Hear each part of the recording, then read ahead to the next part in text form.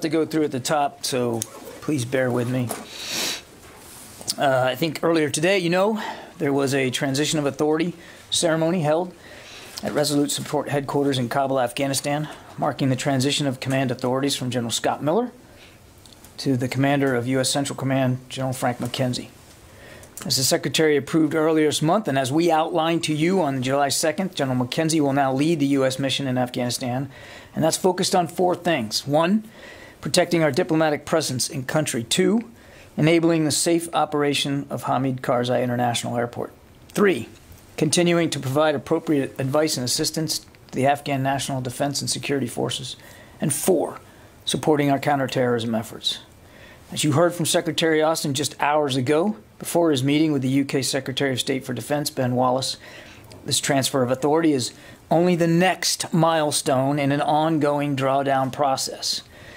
The withdrawal remains on track to be complete by the end of August, and General McKenzie retains all existing authorities surrounding the conduct of ongoing counterterrorism operations needed to protect our homeland from any threats that may emanate out of Afghanistan. As General McKenzie said to those that were in Kabul for the ceremony, and I'm quoting him now, "This ceremony marks an important milestone in and transition of our involvement in Afghanistan. What it does not signify is an end of our commitment to our Afghan partners."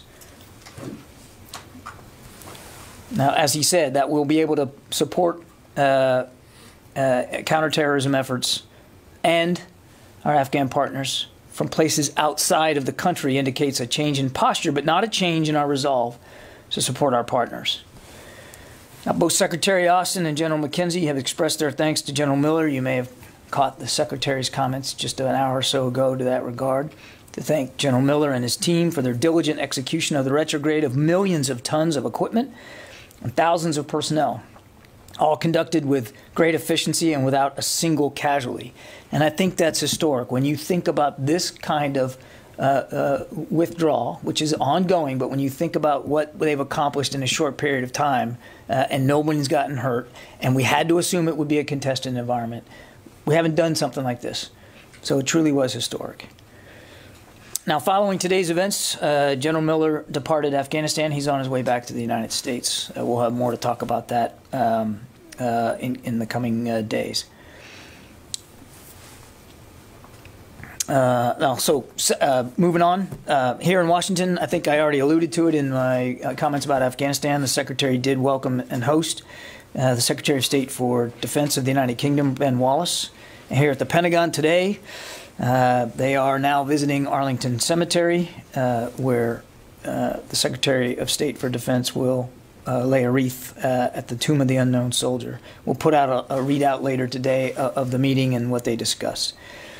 Now, shifting gears to some ongoing exercises. In the European Command Theater, the Ukrainian-U.S. co-hosted exercise Sea Breeze concluded over the weekend. 31 ships, 40 aircraft, and Navy and Marine Corps personnel conducted 175 events throughout the Black Sea to include air, surface, and subsurface warfare drills to build upon interoperability in the Black Sea region. The destroyer USS Ross and other U.S. Navy 6th Fleet forces are now heading to Bulgaria to kick off the annual Bulgarian-led exercise Breeze. Our transition to the next exercise demonstrates our continued support to all of our Black Sea allies and partners and shows our commitment to building a community dedicated to strengthening stability and security in the region. Also in Bulgaria, exercise Thracian Star 21 kicked off today. This exercise builds upon our ability to integrate with NATO allies from Bulgaria, Greece, and Romania to train for supporting regional security during peacetime, contingencies, and crises.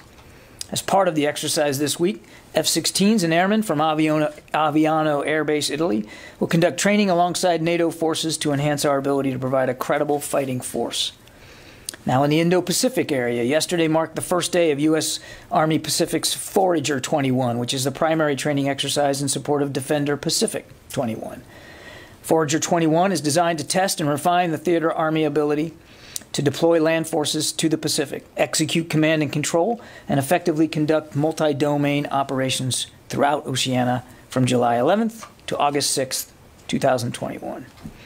Approximately 4,000 U.S. personnel are directly participating in Forager 21, This exercise will consist of several major events, to include an 82nd Airborne Operation, a bilateral airborne operation with the Japan Ground Self-Defense Force and 1st Special Forces Group, an AH-64 helicopter live-fire exercise, multi-domain operations including movements of Strykers, Avengers, and high-mobility artillery rocket systems, and modernization efforts in the space and cyber domains.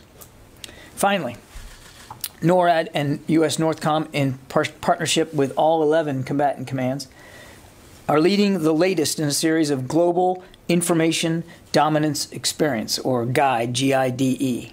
Guide 3 began July 8th, and it will continue through the 15th of this month. The experiment is taking place globally through virtual events, but will also involve some live fly events in northern Michigan. The experiment embodies a fundamental change in how we use information and data to increase decision space, as well as a concerted effort to create global integration. The goal is to shift the department away from today's regionally focused plans, strategies, force management, and force design paradigms, and budgetary and acquisition processes. GUIDE focuses on rapidly developing the capabilities required to increase deterrence options in competition and crises through a data-centric, software-based approach. It's very much part and parcel of what you heard the Secretary talk about a few months ago about integrated deterrence for the next century. GUIDE events will combine people and technology to innovate and accelerate system development for domain awareness, information dominance, decisional superiority, and global integration. Lastly, I know I said finally on that, but lastly, I want to note that, and I know you all are aware, that later this afternoon there'll be a memorial service for Tajinder Singh, formerly of India America Today, over in downtown. And again, I just want to use this opportunity to express our condolences on behalf of everybody at the department to him, to his family, to his loved ones, to his colleagues, and actually to all of you who I know felt very deeply about him and his professionalism. We mourn with you, and we are certainly missing him here in the briefing room today. And I know it'll be a very touching and fitting event that celebrates an incredible career in journalism. Bob? Thanks, John. Thanks for those final words about Mr. Singh. I do have two questions for you related to the transfer of authority from General Miller to General McKenzie. First one is, do General McKenzie's authorities to conduct airstrikes against the Taliban end on August 31st? And the second question is, when you mentioned that the airport security will be one of the 4 missions or purposes, what exactly, have you worked out what exactly U.S. troops would do at the airport? Will they be operating some sort of defensive weapon systems, or what will they be doing? On your first question about authorities, what I can tell you is, as I said in my opening statement, that General McKenzie has all those authorities now, as did General Miller. So he possesses them now. I'm not going to speculate about timing on that, but what I can tell you is that certainly throughout the remainder of the summer, through the end of August, General McKenzie has those authorities. I won't go beyond that in terms of schedule or speculating about what it would look like going forward.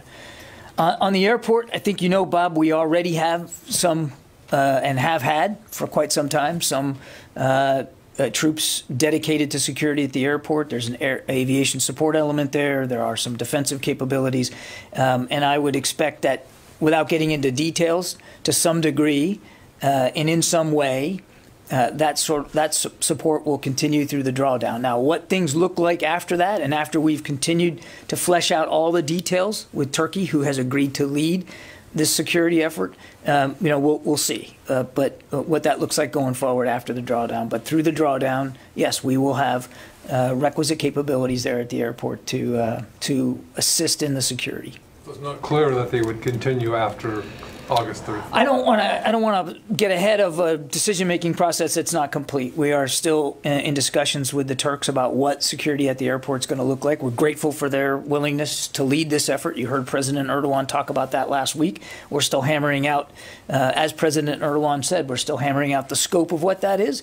And when we get that all solidified, we'll be able to talk in more detail. But I don't want to speculate about a specific future presence at the airport for American forces just yet. Can I follow up on the airport yeah, thing? Sure. So I understand there's some kind of an agreement on a framework for the providing security for the airport by the Turkish side, but there's some I guess, some sticking points. It's still under discussion. Are you able to highlight which issues are still being discussed with the Turkish side? I don't. First of all, I would take issue with the description of sticking points. We've had some productive discussions with the Turks. We've been reading some of those calls out to you that the Secretary has had himself with his counterpart. I don't believe I'd describe them as sticking points, but there are some modalities and some requirements that we're still working out with the Turks. And again, I don't think it would be useful for me to, publicly conduct a negotiation here at the podium. We're still talking with them, and when we have it more solidified, we'll be able to talk about it. But is the U.S. open to the idea that it might have to provide some troops for the purpose of securing the airport in the future in Kabul? We are working out what the future security requirements are going to be at the airport. I'm not going to speculate right now what that's going to look like. As I mentioned to Bob, of course, we have some responsibilities there, have had for a long time. They're still in place. What it's going to look like when the drawdown is over, I think we'll have to get to later. The only thing I'd add is that the president has made it very clear we're going to maintain a diplomatic presence in Kabul. We know that in order to do that, you have to have adequate security at the airport. So we are very aware of the need for adequate security at the airport so as to protect our diplomats and the work that they need to do in Afghanistan. I think I'll leave it at that. J.J. Green, I think you're on the phone. Yes, John, can you hear me? Yes, I can. We spoke some time ago about the over-the-horizon capability or capacity that the U.S. was working on, and you've spoken about it a couple times since then at the podium. Thanks for taking this question, but I wanted to ask you again, are there any more details about what that over-the-horizon capability would look like if it were necessary to utilize?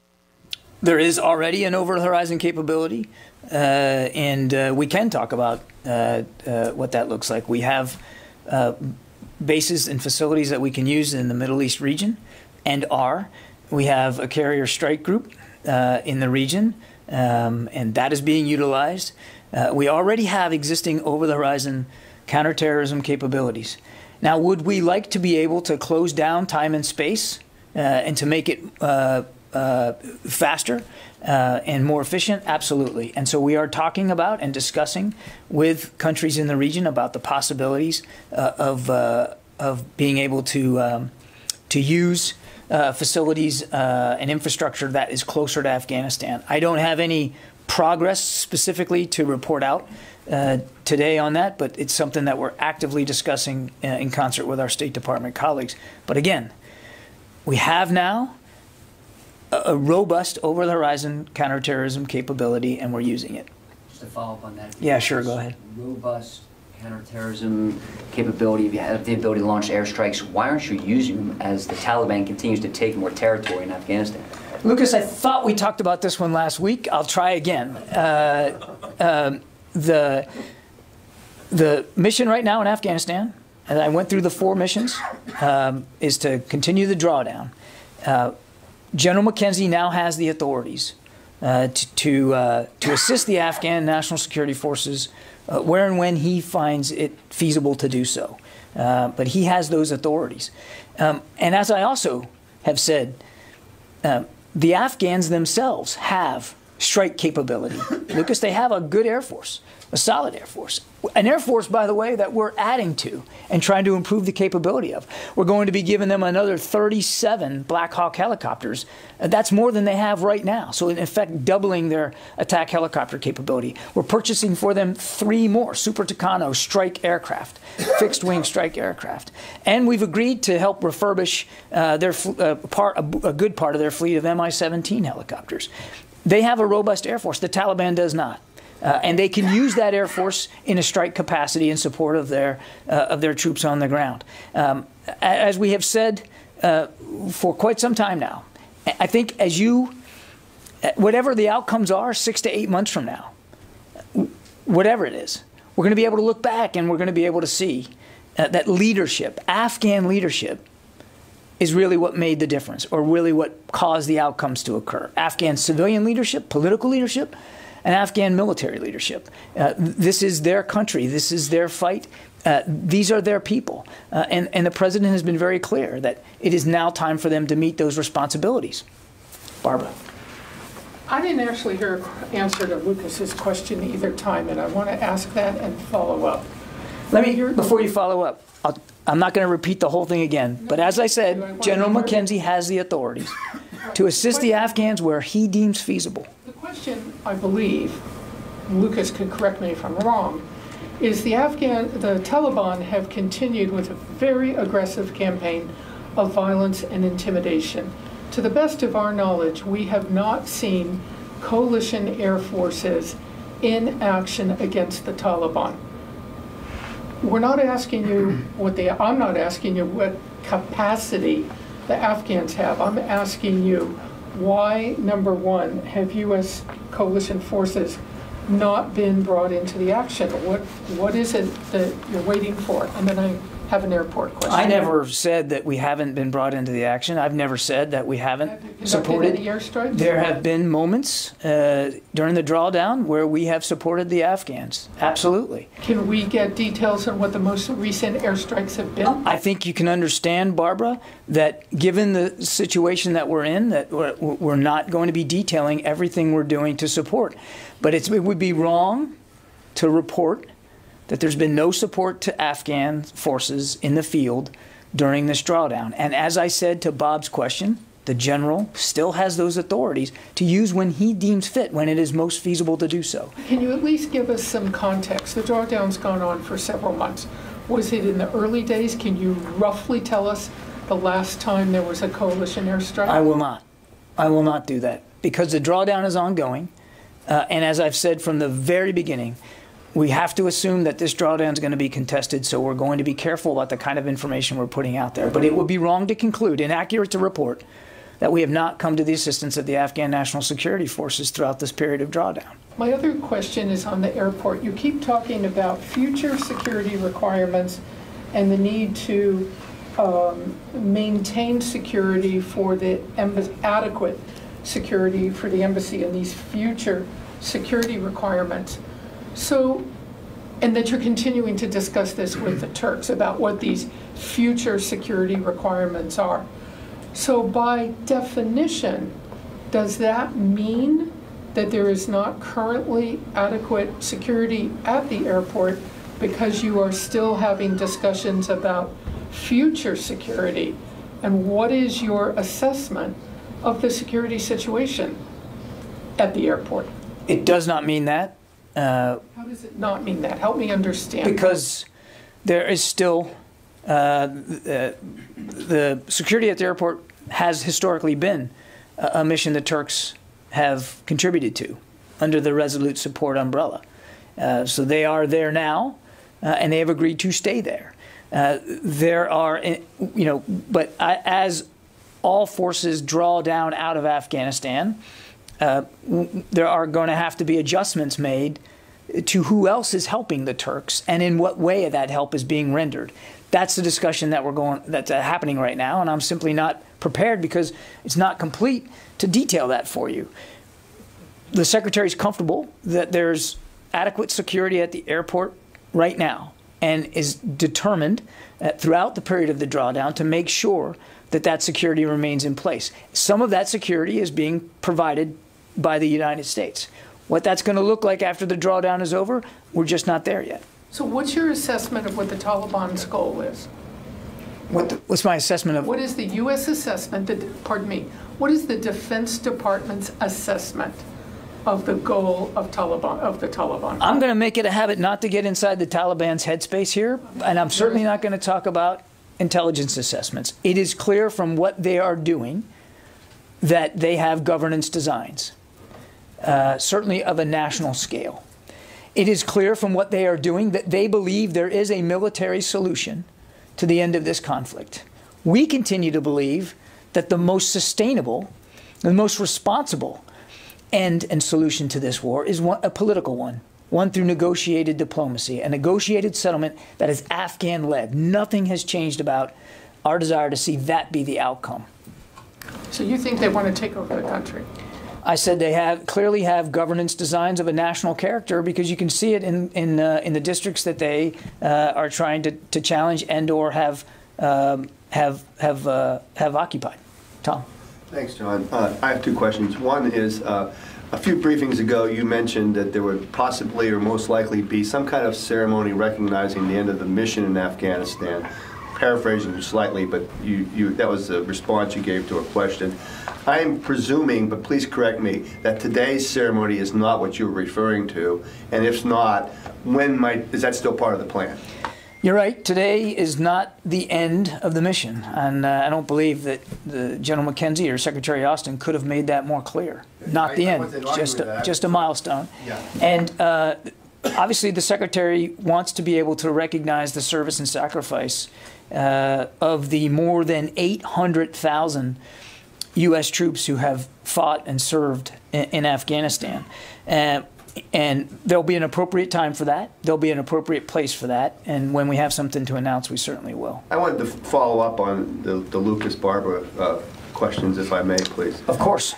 I think it was a response to Barbara that you didn't want to say from the podium the detail, any kind of support, specific incidents of support that the U.S. and coalition troops have given. That's right. In part, and please correct me if I misstate what you said, in part because there's a concern of being attacked or on the way out by the Taliban and others. You don't want to... As I said, from the very beginning, we have to assume that at any time this drawdown can be contested by the Taliban. So far, we have had no casualties. Everybody has gotten out safely and efficiently, and we want to keep that as the case. So your theory is that by telling us, like, say, this happened 3 weeks ago, we gave them support. I'm making that up, just to be clear.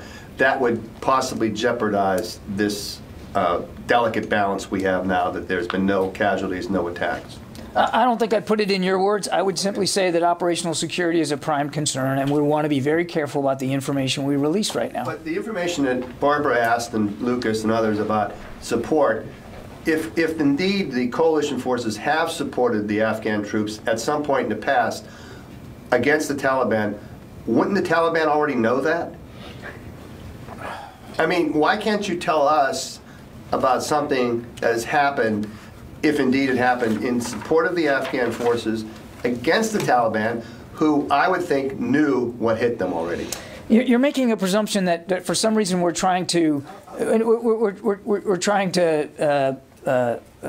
keep information from the Taliban. No. What we're trying to do, no, Tom, wait, just let me finish, please. Okay. What we're trying to do is protect our options going forward, to make sure that the rest of this drawdown can be safe and orderly. And so we are being, I'll just say it, we're being fairly miserly about the kind of operational information we're putting out there. I know that's an adjustment from how, over the last 20 years, we've talked about this war and our involvement in it. But this is a delicate time, Tom, a very delicate time.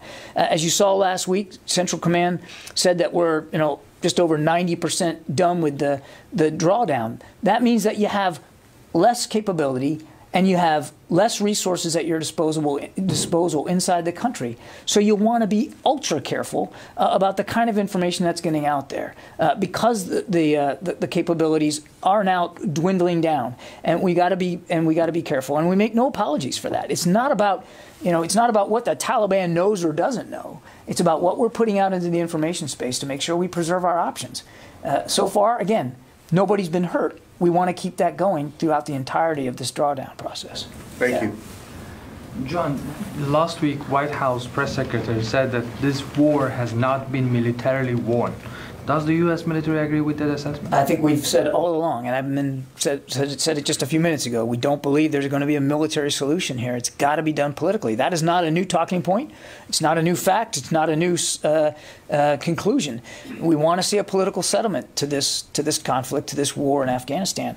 But as for the United States, the president has made it clear that our participation is going to transition now. We're going to bring our troops home, and we're going to transition to a new relationship with Afghan forces going forward.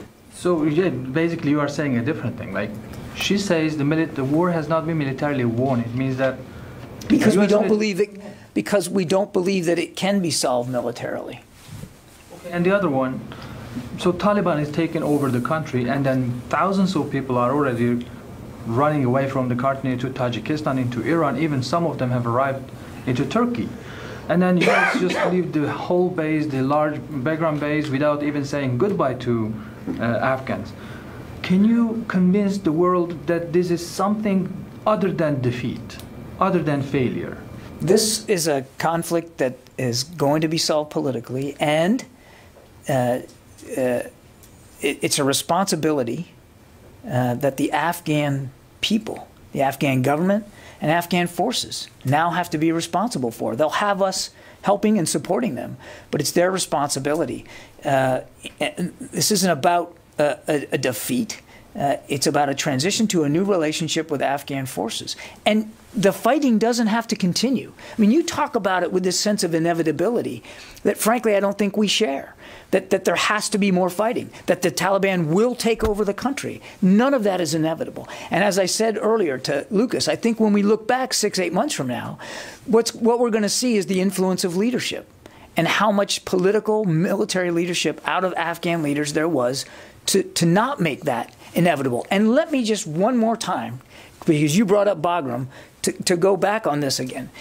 There was full coordination in the turnover of Bagram Air Base, contrary to what I've seen in some press reporting. Full coordination. Days before, a walkthrough of the whole base, an aerial flyover of the whole base. A couple of days before, we hosted a couple of dozen Afghan engineers on the base to show them how to operate the electrical system and the water system. And I take issue with your characterization that we just walked out of Bagram without saying goodbye. First of all, it's not a goodbye. It was a turnover to them and their custodial responsibilities, and it was done in full coordination. Now, I can't stand up and say with certainty and assert to you that every soldier, every Afghan soldier at or near Bagram got the word that what was happening. But I can assert to you, because I've seen the documents, that, in fact, the turnover was done in a coordinated way with senior Afghan military and civilian leaders. There was no secret about it. Bagram was always going to be the last base turned over, and the process of getting it ready for turnover was weeks long and months planned. Can you call it a victory then? 20 years war. Can you call the 20 years U.S. operation inside Afghanistan as a victory to United States military? What I can tell you is that the United States military accomplished the mission for which it was sent to Afghanistan. That was to prevent Afghanistan from becoming a safe haven for another attack on the homeland. And there hasn't been one since 9/11. And al-Qaeda, while present, is nowhere near the organization that it once was. I'm not saying that there aren't terrorist groups operating out of Afghanistan. There are. We've been fairly honest and open about that. But the threats that they pose to the homeland are radically reduced. As a matter of fact, what we said is the threats have actually moved elsewhere. In the region and into Africa. And we need to be able to focus resources and strategy against that threat as it continues to metastasize. So I can't speak for every veteran, and I wouldn't begin to do that, because they're all entitled to their own opinions about their service and sacrifice over the last 20 years. But the mission for which the United States military was sent to Afghanistan was accomplished. Thank you. Yeah, let me get back to the phone. I've neglected that. Carla Babb. Hey, John. I saw your. Hey, can you hear me? Yeah, I got you. My iPad died on me. One of the challenges of technology, so I just wanted to restart it. Go ahead. Okay, great. I was just wondering. I heard your comments with Fox News Sunday, and I wanted you to talk about if there's a worry among officials at the Pentagon that, I know you said the Taliban victory is not inevitable, but is there a worry that the Taliban is wiping out and will continue to wipe out gains that the U.S. has fought for and died for alongside Afghans? Carla, we are certainly concerned about the prospect that the social, economic, political progress that has been made in Afghanistan over the last 20 years could be harmed or put at peril by increasing Taliban advances. We're obviously concerned about that. We're not, thank you, we're not unmindful of the threats that are posed in that regard, which is why the president has made it clear we're going to maintain a diplomatic presence in Kabul. so that our diplomats can continue to support those kinds of programs and initiatives. It's also why we're going to continue to have a bilateral relationship with Afghan forces going forward. It won't be the same. We're not going to be on the ground with them, but we will still be with them. We will still be helping them financially, logistically, and in other ways. And that's why this is just a transition to a new relationship. It's not the end of the relationship. And then one other follow-up, if I may, because I need to understand kind of where the buck stops.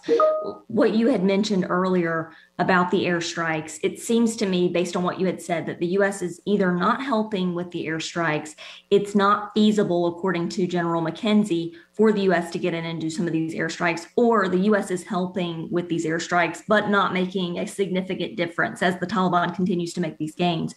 So who is making these decisions on the airstrike? Who does the buck stop with? Is it General Miller, or was it General Miller until today? And now will it be General McKenzie? How involved is the Pentagon involved in these decisions, or how involved is the Pentagon with these decisions, I should say? So first, on your list of 3 things that aren't happening, I take issue with all of them, Carla. I don't believe anybody has said any of those things. And as I said at the outset, General McKenzie now has the authorities that General Miller had, and the decision-making ability for how he wants to, or can, or is feasible to support Afghan forces in the field. Idris. Hey, John, can you hear me? Hey, can you hear me, John? Yes, I can. Can you hear John? I just wanted to pivot to Haiti really quick. The review that you guys are undertaking on the request from the Haitian government, do you know when it'll be complete? Are we talking days or weeks? And I just wanted to make sure I understand the NSC statement. It sort of had a list of folks who went to Haiti. It didn't have any DOD officials, so I just want to make sure no one from DOD was part of that delegation that went to Haiti and returned today, right? Nobody from DOD was in that party that went down to Haiti. It was largely Department of Homeland Security and FBI, and it was to help the Haitians as they continue to investigate this terrible crime. And as for the requests, we are aware of it here at the Pentagon. We are reviewing it.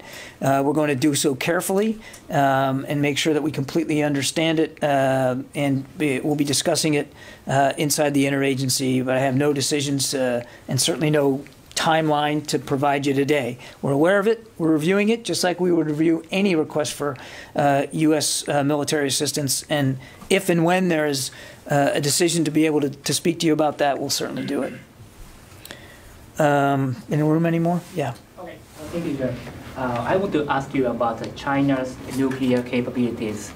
Earlier this month, several U.S. outlets reported the U.S. has begun the construction of silos for ICBM in the northwest part of China. How much are you concerned about this new report? I think we've already talked about this. I'm not going to get into intelligence assessments of Chinese nuclear capabilities. Writ large, we remain concerned about China's modernization and the development of capabilities that in many ways seem to serve no other purpose than to try to prevent U.S. and allied access to areas of the Indo-Pacific. In our most recent China report, we made no secret of the fact that we are aware that they continue to build out nuclear capabilities, including the construction of silos. So we're mindful of this. We're certainly aware of it, and that is one of the reasons why the Secretary has talked about this thing called integrated deterrence and revitalizing our alliances and partnerships in the region. Just a quick follow-up. The U.S. and China do not have a strategic dialogue to discuss the nuclear issue as the U.S. and Russia have. So I'm wondering how you are going to convey the DOD's concern and position directly to China and discuss the nuclear issues comprehensively. I just did. Paul Hanley, AFP. Okay. Stephen Losey, military.com. Hi, sorry, I was trying to find the mute button. Today marks the 1-year anniversary of the Bonhomme Richard fire. Do you have any updates on where the investigation into that stands, into the cause of it? And is it likely or expected we're going to see charges as a result of the investigation into what caused the fire there? I really can't help you with that one. I would refer you to the Navy to speak to that. That's not something that that would be appropriate coming from me today. The Navy's a much better place to go for an answer to that question. Yeah, in the back there. Thank you. My question is on South China Sea. Today marks 5 years from the International Tribunal decision on South China Sea, which rejected Chinese historical claim on the vast area of the sea. And how does the Pentagon assess this development of the situation in these 5 years? Well, I would just reiterate what you heard Secretary Blinken say just a couple of days ago. Freedom of the seas is an enduring interest of all nations, and it's vital to global peace and prosperity. The international community has long benefited from the rules-based maritime order, where international law, as reflected in the UN Law of the Sea Convention, sets out the legal framework for all activities in the oceans and seas. This body of international law forms the basis for national, regional, and global action and cooperation in the maritime sector, and it's vital to ensuring the free flow of global commerce. Nowhere is the rules-based maritime order under greater threat than it right now in the South China Sea, 5 years later. The People's Republic of China continues to coerce and intimidate Southeast Asian coastal states, threatening freedom of navigation in this critical global throughway. And for our sake, we remain committed to the freedom of those seas. I got time for one more. Yes, ma'am. So I'm wondering if you could talk a little bit more about the guide exercise, NORAD, NORCOM guide exercise. What kinds of goals are there for that exercise? How many days will it last? It goes from July 8th to the 15th. I think I said that in the opening statement. The focus is on rapidly developing capabilities needed to increase deterrence options with a data-centric, software-based approach. The events that they're going to be conducting will combine people and technology to innovate and accelerate development for, it looks like, 4 things: information awareness, information dominance, decisional superiority, and global integration. And if you have any other additional questions, I'd point you to NORAD Northcom. Go ahead, Lucas. But you said there was going to be flyovers as part of it. There is a fly event. Yeah, there is a live fly event. But again, I'd refer you to Northcom, NORAD. John, there's a piece in the Wall Street Journal speaking about the Navy, saying if it comes to war, will the U.S. Navy be prepared? That's the headline. There's a new report coming out from some retired brass saying a key finding of this report is, quote, many sailors found their leadership distractive, captive to bureaucratic excess, and rewarded for the successful execution of administrative functions rather than the core competencies of war. And quotes a senior enlisted leader saying, a recently retired chief saying, I guarantee you in every unit in the Navy, it's up to speed on their diversity training. I'm sorry that I can't say the same for their ship handling training. Any reaction to this report? I think the Navy's already reacted to this, Lucas, and they have said that they welcome the insights that are provided in this report. They reiterate some of the things that they know they need to continue to work on, and that they are working on it. And they welcome all input to help them as they continue to make sure that the surface community in the Navy continues to be the strongest and most viable surface fleet in the entire world. Does the Pentagon and the Navy also welcome the comments from former Navy Secretary John Lehman, a respected alumnus of this building, who said that former 5-star admirals who won World War II made mistakes? Bill Halsey was, quote, consistently getting in trouble for bending the rules, for drinking too much. Chester Nimitz was put his first command on the rocks. Ernie King was a, quote, womanizer. They were punished several times, but Navy leadership always realized they were very, very promising officers. None, he concludes, could have made it past captain in today's Navy. Do you agree with that assessment? Do I agree with the assessments of those former 5-star admirals, or Secretary Lehman's assessment? Yeah, I think obviously we have great respect for former Secretary John Lehman, and we certainly, as I said, we welcome all these insights and all the scrutiny over the United States Navy. I think Navy leaders today understand well that their officers, their leaders, They're petty officers, they're sailors, they're human beings, and that people do make mistakes. And again, nothing that I've seen coming out of this report, certainly the Navy has talked to this, stands in stark contrast to what the Navy itself and the surface community know they need to continue to work on, and that they are. Ensign Nimitz put a ship on the rocks as an ensign, and he, of course, was still promoted to admiral. Could that happen in today's Navy? I'm not going to speak to individual hypothetical incidents. Running a ship aground, Lucas, is generally frowned upon, and the Navy has all kinds of ways of making due accountability for that.